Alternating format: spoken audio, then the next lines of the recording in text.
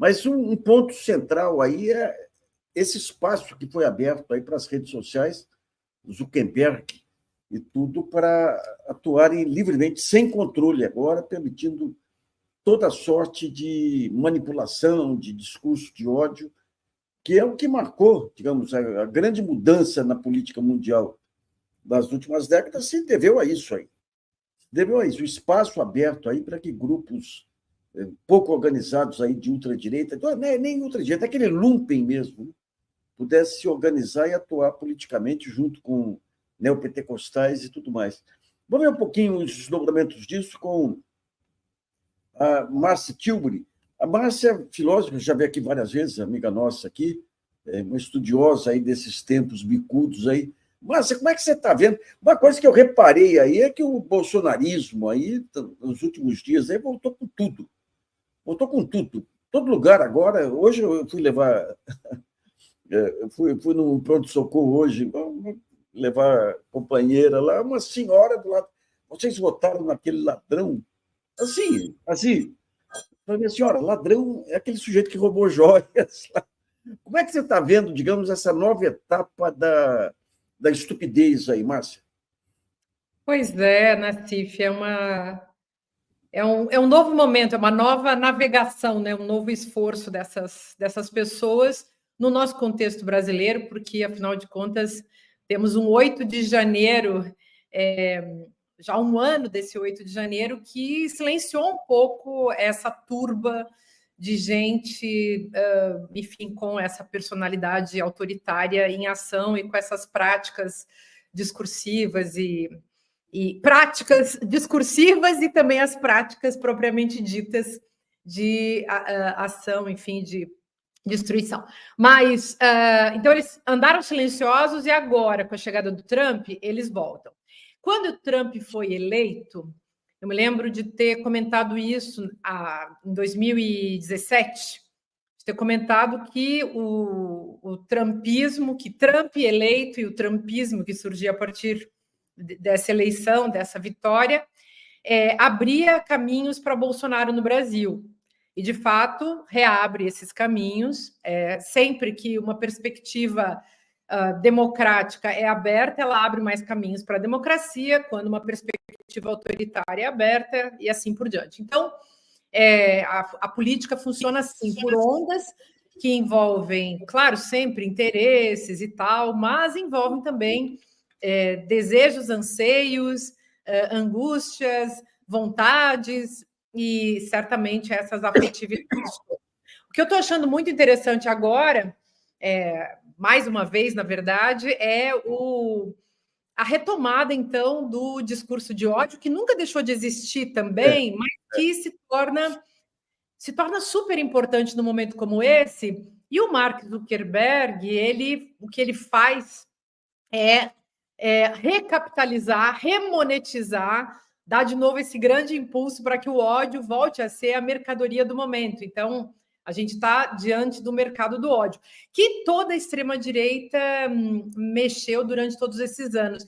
Uma coisa que a gente tem que lembrar também, é claro, tem Trump na jogada, tem Orbán, Erdogan, o Duterte, que teve lá nas Filipinas, o Modi na Índia, enfim, mesmo na França, a gente viu a tentativa da extrema-direita de avançar na última eleição e na penúltima, enfim, nos últimos anos. Enfim, a Meloni na Itália. São muitos desses personagens que são, digamos, imitações atuais, contemporâneas, do velho fascismo da época o fascismo raiz, né? Mussolini, Hitler.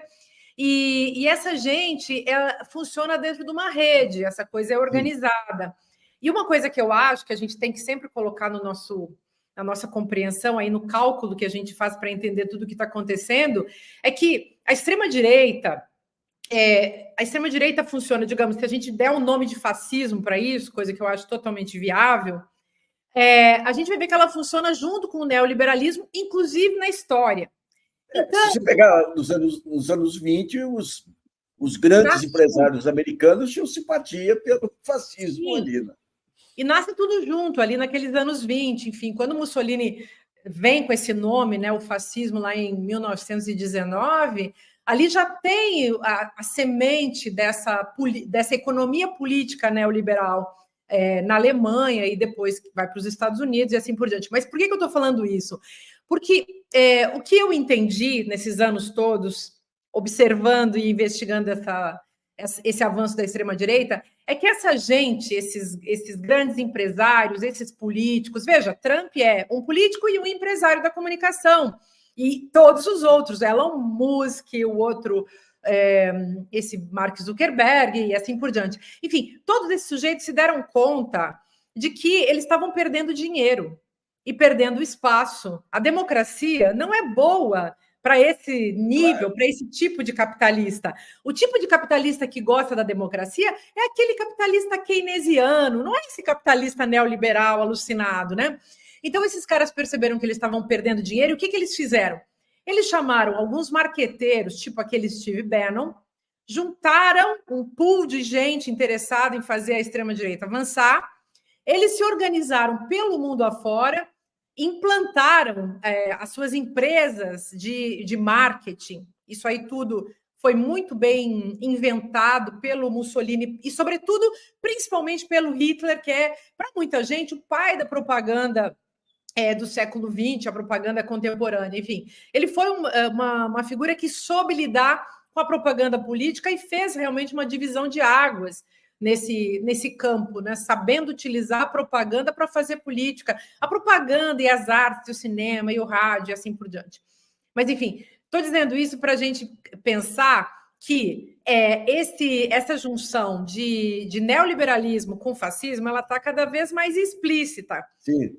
Primeira navegação ali que a gente viu, digamos, em 2017, 2018, para Estados Unidos, Brasil e tal, isso foi só um comecinho da onda. E aí, claro, quando vem uma vitória da democracia, seja com o Biden, que foi um governo horroroso, mas ainda era um governo democrático, mesmo o Brasil com a vitória do Lula, que é um governo bem mais democrático, em que pese todos os aspectos que não vem ao caso agora em relação a esse Congresso Nacional, mas é óbvio, né? É óbvio que essa gente vencendo, essa gente democrática vencendo, atrapalha o jogo desse empresariado e dessa empresa. E vamos colocar uma coisa também, que é a política virou empresa para todo mundo. O modelo empresa está em vigência em todos os cantos da vida, em todas as instituições. Isso aí, aliás, é do ordoliberalismo, aquele liberalismo, o neoliberalismo alemão é o ordoliberalismo, né? Então, é bom a gente lembrar disso, que essa é uma fórmula. Aí, quando Mark Zuckerberg chega e fala o que fala, ele fala dizendo, olha, não tem como avançar com o tipo de capitalismo que eu estou a fim de fazer, essa mensagem, sem eu me aliar com essas figuras fascistas que comandam o pensamento das massas. E aí que vem a grande coisa fabulosa, que é transformar de uma vez por todas o ódio numa mercadoria, monetizar o ódio, né? É fabuloso.